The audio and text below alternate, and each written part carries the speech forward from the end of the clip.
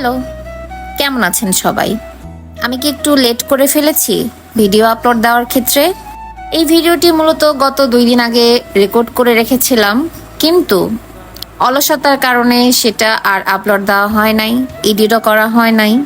তো বিকালে শুয়ে শুয়ে ভাবছি যে ঠিক আছে, আজকে একটু এডিট করি। একেবারে তেল মশলা বিহীন আজকে রান্না করব। আজকে আমি যা রান্না করব তার মধ্যে থাকবে প্রোটিন, ফাইবার, মিনারেলস সবকিছু। তো আমি মূলত চিকেন স্ট্রু বানাচ্ছি।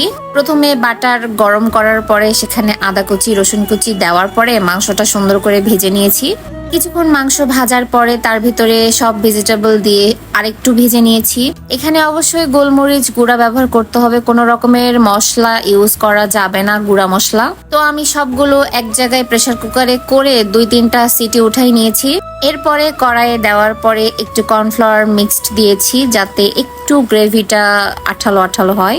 সেই দিন এত পরিমাণের গরম পড়ছিল, আমি রান্নাঘরে দাঁড়ায় থাকতে পারতেছিলাম না। তো ভাবলাম যে যাই একটু বেডের উপরে বসে রান্না করি।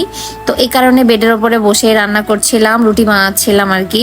তারপর আমাদের রাতের খাবার রেডি। আমরা কয়েকদিন থেকে রাতে রুটি খাওয়ার অভ্যাস করছি। আমি আজকে প্রথম এটা রান্না করেছি। আমি অনেক ভয়ে ভয়ে ছিলাম যে এগুলো সব ফেলে দিতে হয় কিনা, কিন্তু বিশ্বাস করেন এত পরিমাণের মজা হয়েছিল যে এটা এমনি জাস্ট নর্মালি খাওয়া যাবে, সুপ আকারেও খেতে পারেন।